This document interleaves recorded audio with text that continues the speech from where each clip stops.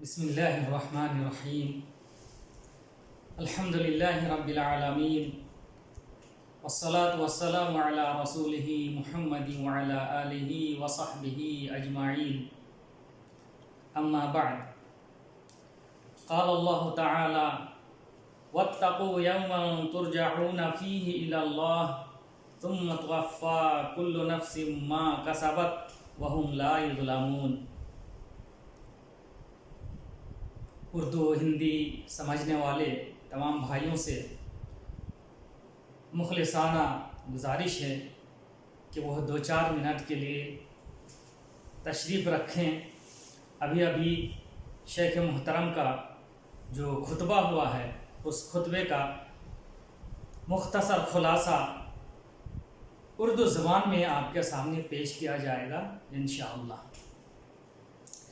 میرے بھائیوں، شیخ محترم کا جو خطبہ تھا وہ خطبہ دراصل امانت داری اور عام مال کی حفاظت میں اس کا کیا اثر ہوتا ہے اس سلسلے میں، اور اسی طرح ناجائز طریقے سے جو مال حاصل کیا جاتا ہے، کمایا جاتا ہے، اس کے رد کے سلسلے میں تھا۔ میرے بھائیوں، آج مادیت کا دور ہے، ہر شخص زیادہ سے زیادہ مال و دولت حاصل کرنا چاہتا ہے۔ یہ کوئی عیب کی بات نہیں ہے کہ کوئی انسان جائز طریقے سے، حلال طریقے سے مال حاصل کرے اور اس کے حقوق بھی ادا کرے، اس میں کوئی عیب کی بات نہیں ہے۔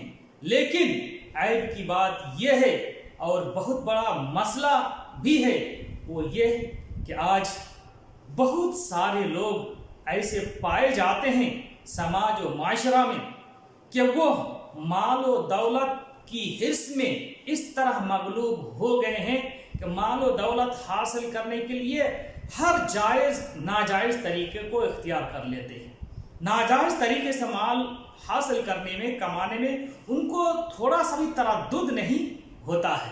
یہ بہت بڑا مسئلہ ہے، اور مختلف ناجائز طریقے سے وہ مال حاصل کرنے کی کوشش کرتے ہیں۔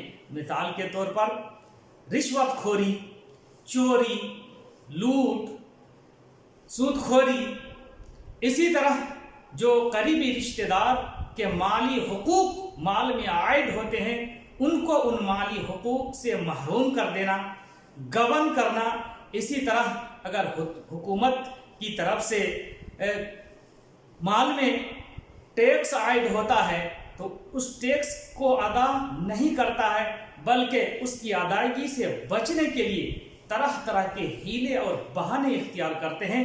تو یہ مختلف شکلیں ہیں، اور ان شکلوں میں اور اس کے علاوہ بہت ساری شکلیں جو ناجائز طریقے ہیں ان کو بھی اختیار کرتے ہیں اور مال حاصل کرنے کی کوشش کرتے ہیں، جبکہ اللہ رب العزت نے بیان فرمایا واللہ لا يحب الفساد۔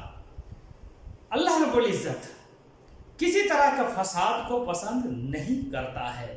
یہ فاسد طریقے سے جو مال حاصل کرتے ہیں، مال میں جو خرد برد کرتے ہیں، یہ تمام طریقے اللہ تعالیٰ کو پسند نہیں ہیں، سارے بگاڑ کے طریقے ہیں۔ اس سے سماج و معاشرہ بگڑ جاتا ہے۔ اللہ رب العزت نے بیان فرمایا وَاتَّقُوا يَوْمًا تُرْجَعُونَ فِيهِ إِلَى اللَّهِ ثُمَّ تُوَفَّى كُلُّ نَفْسٍ مَا كَسَبَتْ وَهُمْ لَا يُظْلَمُونَ۔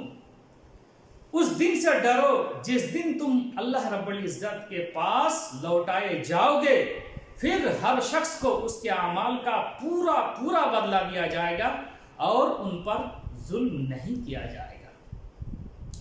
میرے بھائیوں، اللہ کے رسول صلی اللہ علیہ وسلم کی حدیث ہے لا یسترعی اللہ عبدا علی رعیۃ یموت حین یموت وہو غاش لہا الا حرم اللہ علیہ الجنہ،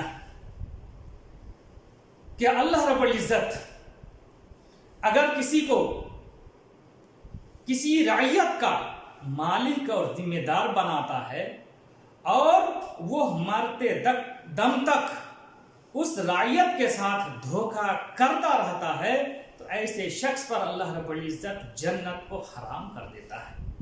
میرے بھائیوں، समाज माशरा में बहुत सारे लोगों को बहुत सारी जिम्मेदारी और अमानत सौंपी जाती है, लेकिन उसमें वो खयानत कर बैठते हैं, माली खयानत कर जाते हैं। तो इनसे बचने की ज़रूरत है।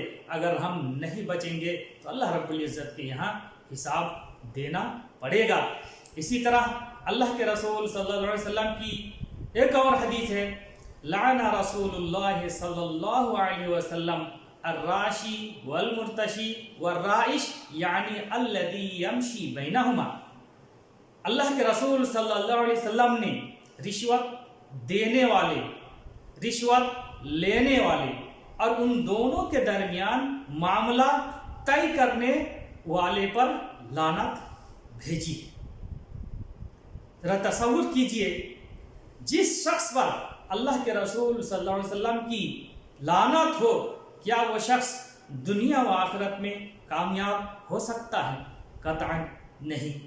मेरे भाइयों, इस्लाम ने तहारत नफ्स, तहारत क़ल्ब और तहारतुल जैब पर भी बड़ा जोर दिया है। अल्लाह रब्बुल इज़्ज़त ने बयान फरमाया, वसियाबका फतहिर, अपने कपड़ों को आप पाक रखें।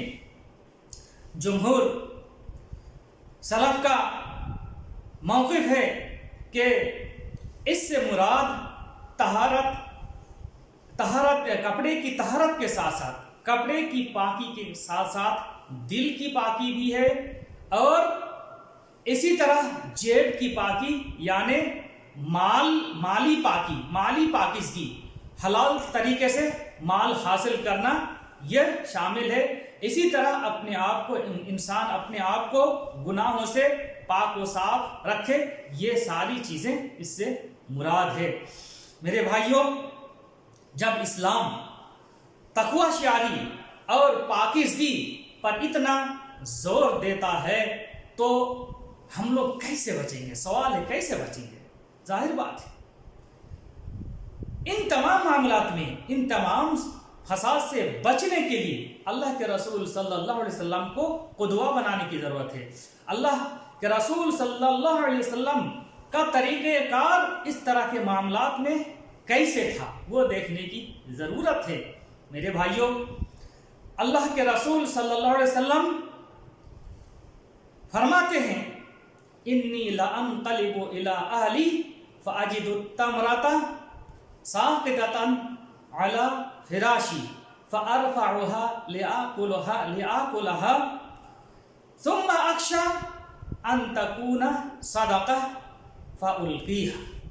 अल्लाह के रसूल सल्लल्लाहु अलैहि वसल्लम बयान फरमाते हैं, मैं अपने अहल वयाल और घर वालों के पास वापस आता हूँ तो देखता हूँ कि खजूर मेरे बिस्तर पर पड़ी है। मैं उसे उठा लेता हूँ ताकि खाऊं, लेकिन फिर मुझे खौफ होता है, डर होता है, कहीं ये खजूर सदका की ना हो, तो मैं उस खजूर को रख देता हूँ, हटा देता हूँ।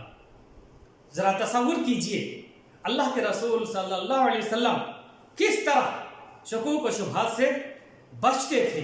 इसी तरह मेरे भाइयों, हम इंसानों को ज़रूरी है कि इस तरह की फितना फसाद से बचने के लिए अल्लाह रब्बुल इज़्ज़त से दुआ करें, अल्लाह रब्बुल इज़्ज़त से तौफीक मांगे कि वो अल्लाह रब्बुल इज़्ज़त हम लोगों को इस तरह के फसाद से, माली खुर्द-बुर्द से बचाए और अच्छे अखलाक की तौफीक दे। अल्लाह के रसूल सल्लल्लाहु अलैहि वसल्लम दुआ फरमाते थे और कहते थे, वहदिनी लिअहसनिल अखलाक ला यहदी लिअहसनिहा इल्ला अंत।